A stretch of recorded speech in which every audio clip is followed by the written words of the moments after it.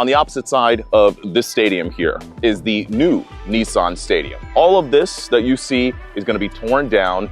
This will be replaced with more parking for said stadium. This has always been the centerpiece of the other side of downtown Nashville. And now we're going to have a new centerpiece, but also an entire neighborhood, series of neighborhoods being built out.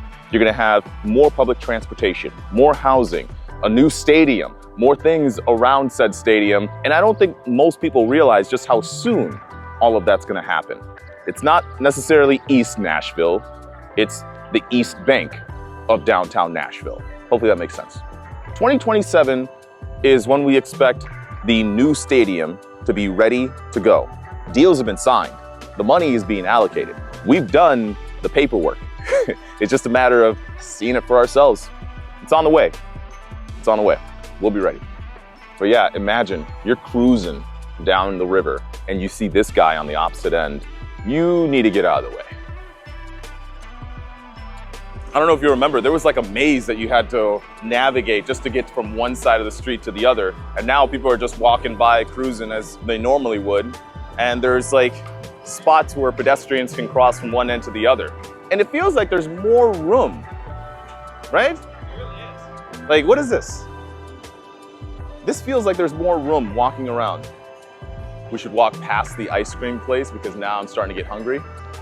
If you haven't been to 2nd Avenue in a while, here's the message. They are open for business. Bottom line is all of these businesses on this street are trying to get people back here, okay? Foot traffic, cars driving through. It is a night and day difference. This side, okay, compared to that side. This is a road that was ravaged during the Christmas Day bombing, okay? 5 years ago or so. And now here we are in a position where they've opened up the street. You can walk down here, and if you didn't see this side, you would have thought everything was back to normal, if not better. There are new bars on this street. There are new restaurants that opened up. This is unlike I've seen it, because I moved here in 2020. James, you were here before that. And so I didn't really experience the 2nd Avenue that everyone remembers.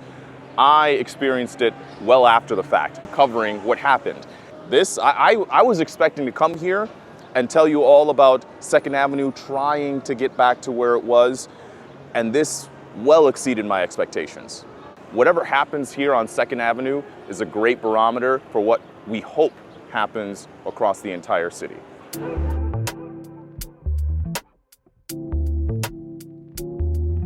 Do you remember?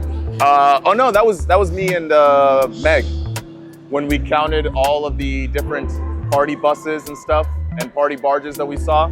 I can't remember the number of how many we got to, but when we shared that video, I think even people from Nashville were like, wait a minute, okay, enough's enough already. And then they passed a resolution right after. Crazy, right?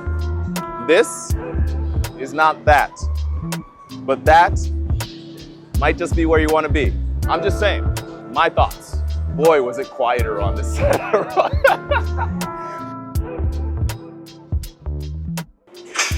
You don't expect to see that. My man he's driving it with no shirt on. It is that kind of hot today. There were well over 300,000 people here in Nashville, downtown Broadway, for the 4th of July celebration. The fireworks were on that side by the East Bank. Meanwhile, people from here and as far down as Division Street, DeMundry, and everywhere else in between, people could see the fireworks, and it was incredible. I was several blocks away, and I could still see the fireworks because it is one of the biggest fireworks celebrations in the country, and it happens right here in Nashville. We are on 2nd Avenue at Category 10, our friend Luke Combs' place, okay? And if you don't know Luke Combs, that's your fault. Bottom line is, I don't think you can get any closer to the river, okay? From where we are, this place is massive. 4 floors, one bar after another, one place after another, and it's got all these different, I'm gonna use the word vibes, all these different vibes along the way. I don't think you can beat this view. Sorry, folks, this is where you need to be. When you're on 2nd Avenue, you've got a block of space that you're filling. And so the first floor is ginormous, okay? From the moment you walk in, you see this entire dance hall. And then you go one floor after another, and now here we are on the rooftop. I'm seeing it all, really. Frankly, we're gonna be back here, whatever reason. Why? Because one, it's a creative outlet. It's what I've always wanted to do. I find peace in editing in the middle of the night with a movie on, checking out of everything else and focusing on the story at hand. And then I realized that people are actually getting informed and they're building a sense of community out of these videos.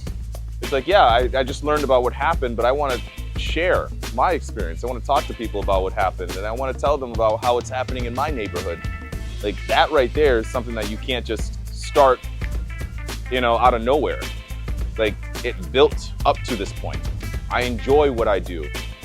It helps me for my 9 to 5, but it also helps me to connect with this city in ways I wouldn't have been able to otherwise.